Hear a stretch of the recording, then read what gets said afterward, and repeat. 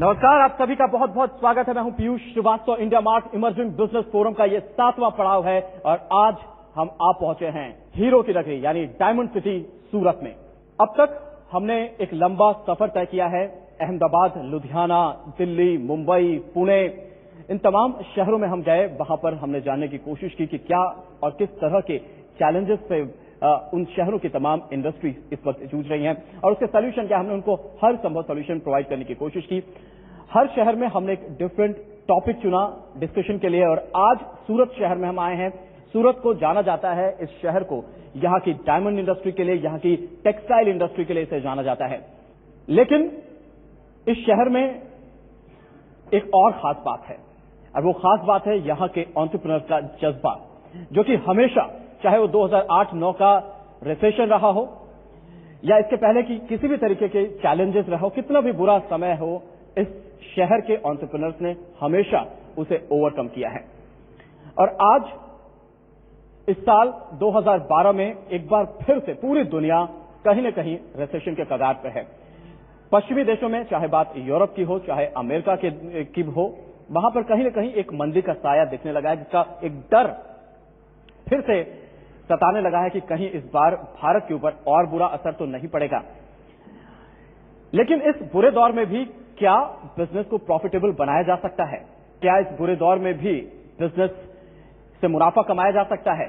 और क्या इस बुरे दौर में भी विदेश में नए बाजार तलाशे जा सकते हैं और क्या विदेश में अपनी पहुंच बनाई जा सकती है? कुछ इन्हीं मुद्दों पर आज हम चर्चा करेंगे। How to build overseas market and how to deal with problems.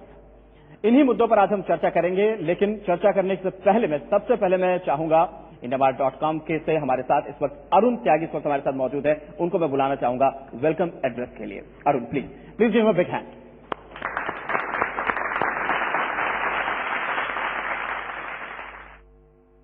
The idea that we have behind this entire initiative is to empower and educate SMEs in whatever ways we can.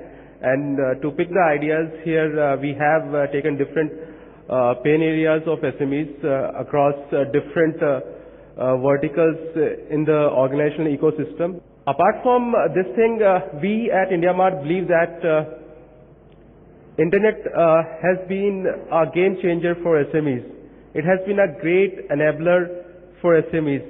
It has provided a great level playing field for SMEs all across India and everywhere else. So not taking much time, I wish all the SMEs here present very good luck and success, and I hope that you will have some valuable feedback out of this discussion. Thank you so much. Have a great time here.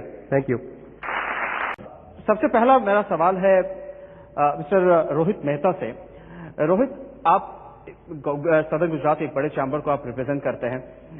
Exporters की अगर हम बात करें तो इस वक्त सबसे major challenges आपके सामने क्या हैं, अगर हम ग्लोबल मार्केट की सिर्फ बात करें तो? देखिए, बेसिकली अगर ग्लोबल मार्केट की हम बात करें तो ये बात बहुत ही सब जानते हैं कि the total global market is on slow down. India की अगर बात करें तो Indian economy is set to be booming, लेकिन अभी की इस परिस्थिति भी ऐसी है कि थोड़ा स्लो डाउन कंडीशन में है। लोगों, यहाँ के जो एंटरप्रेन्योर्स की अगर सबसे बड़े प्रॉब्लम की अगर बात करें, एक्सपोर्ट करना है लेकिन कहाँ एक्सपोर्ट करे इसका उनको ज्ञान नहीं है। पहले मैं एक्चुअली डायमंड इंडस्ट्री से जुड़ा हूं, इसलिए जो 2008 का जो सिनेरियो था उसकी अगर बात करूं तो जैसे अरुण ने बताया कि everybody laid their eggs in one basket, तो पूरा जो एक्सपोर्ट हो रहा था वो यूएस में हो रहा था या तो फिर यूरोप में हो रहा था।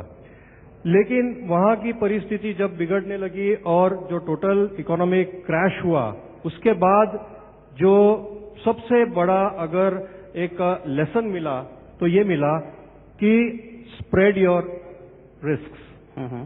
स्प्रेड योर रिस्क की बात आती है तो बात आई कि और दूसरी जो स्ट्रांग इकोनॉमीज है वहां पे हम अगर जाते हैं तो वहां का मार्केट हमको मिल सकता है।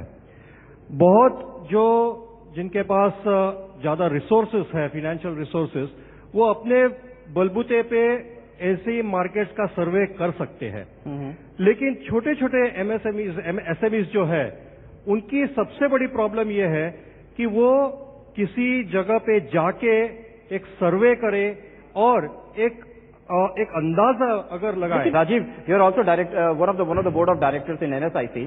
किस तरह की सरकार की तरफ से मदद मिलती है मार्केट डेवलपमेंट के लिए? क्या है ये स्कीम? हम चाहेंगे कि आप सब लोगों को बताएं। देखिए, एसएमई एक्सपोर्ट्स में जो रिस्क फेस करते हैं उन सभी को मिटिगेट करने के लिए कुछ न कुछ गवर्नमेंट ने इंस्टीट्यूशंस क्रिएट किए, स्कीम्स क्रिएट किए। उदाहरण के लिए अभी हम इससे पहले हेजिंग की बात करते हैं।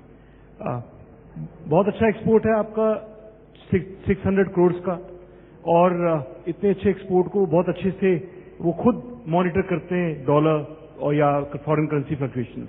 लेकिन जो माइक्रो या स्मॉल सेक्टर में जो लोग एक्सपोर्टर्स हैं या जो नए यंगस्टर्स अभी आ रहे हैं, तो वो इतनी जल्दी इससे सीख नहीं पाएंगे या उनका ध्यान डाइवर्ट होगा।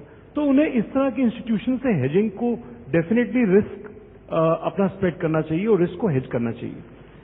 सेकेंडली, मार्केटिंग असिस्टेंस गवर्नमेंट की तरफ से एग्जीबिशंस लगती हैं, और सबसे बड़ी चीज जैसे ईसीजीसी की बात की, आपको लगा कि इसकी यूटिलिटी नहीं है, लेकिन एट अ स्मॉल लेवल ये सर्विस इशू जरूर हो सकता है, क्लेम सेटलमेंट इशू हो सकता है, लेकिन अगर एक इंस्टीट्यूशन है तो उस इंस्टीट्यूशन का फायदा लेने में कोई हर्ज नहीं है, लेना चाहिए। आफ्टर ऑल हम लोग अपनी कार, अपना मेडिक्लेम, अपने फायर, बहुत तरह की इंश्योरेंसेज लेते हैं, और specially for new emerging businesses, ये फॉरम इमर्जिंग बिजनेसेस का है। There are institutions and specialised services in this regard. Do avail of those services, और उनको सपोर्ट लेके आप रियलाइज करेंगे। And then look around India Mart, B2B portal, spread your risk.